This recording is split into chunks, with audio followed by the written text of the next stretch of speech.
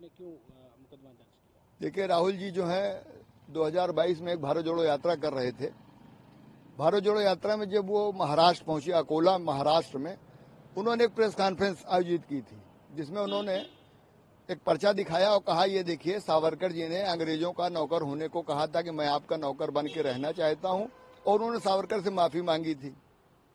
कोई चीज well planned करने के लिए राहुल गांधी सब पूरा सावरकर को जानबूझ के अपमानित करने के लिए अकोला महाराष्ट्र, जहां पे सावरकर जी ने जन्म लिया था महाराष्ट्र में, वहां पर उनको अपमानित करने उन्होंने ये शब्द कहे, जबकि ये शब्द बिल्कुल सत्यता से परे हैं। सावरकर जी ने देश को आजाद कराने के लिए, जब देश में लिखा जाता था Indian and dogs are not allowed, उस वक्त उन्होंने काला पानी, कोड़ा, क्या क्या नहीं सहा। और राहुल गांधी जी जो इतने बड़े नेता हैं, कांग्रेस के प्रधानमंत्री पद के अपने आप को दावेदार समझते हैं, एक स्वतंत्रता सेनानी के लिए इस तरीके के शब्दों का चयन उनके द्वारा सही नहीं था। उन्होंने सावरकर का अपमान नहीं किया, भारत के उन सभी स्वतंत्रता सेनानियों का अपमान किया जिन्होंने भारत की आजादी के लिए अपने लहू को निछावर किया।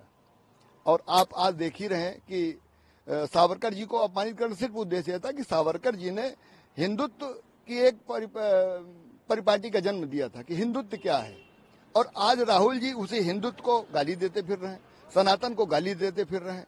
भारत की जो हिंदू जाति है उनको जातियों में तोड़ने का प्रयास कर रहे हैं। अभी आप देख ही रहे हैं, अखबारों में आ रहा है, सदन में चल रहा है कि सोरोस के द्वारा मिल करके ये लोग भारत के अंदर षड्यंत्र पैदा कर रहे हैं, भारत की सेनाओं को अपमानित कर रहे हैं, भारत में तरह तरह के अनर्गल आरोप प्रधानमंत्री जी पे लगा करके किसी तरह ये चाहते हैं कि भारत को एक अंदर अंदर जो है जलाया जाए। कहते हैं कि प्रधानमंत्री जी को वो दिन दूर नहीं जब नौजवान लाठी से मारेंगे। आखिरकार राहुल जी इतने परिपक्व नेता हैं, और सावरकर जी के लिए जो इन्होंने शब्द कहा, उसमें कोर्ट ने इनको 10 जनवरी 2025 को दफा 153A और 505 के तहत इनको कॉल किया है। इनको समनिंग जारी हो जाएगी और ये तलब होंगे। इसमें इनके ऊपर 3 साल से अधिक का सजा और जुर्माना दोनों चीज है।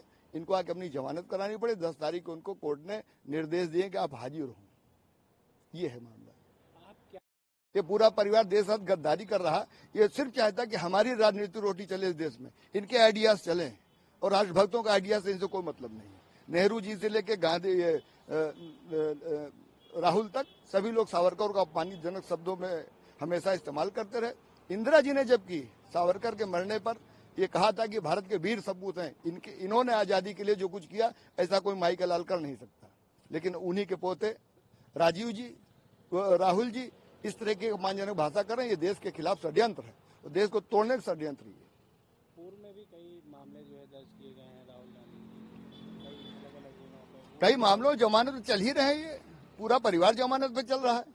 बस ये चाहते हैं हमारी राजनीतिक रोटी चले, पूरा परिवार सांसद बने, पूरा परिवार देश को चलावे, और किसी से कोई लेना देना नहीं।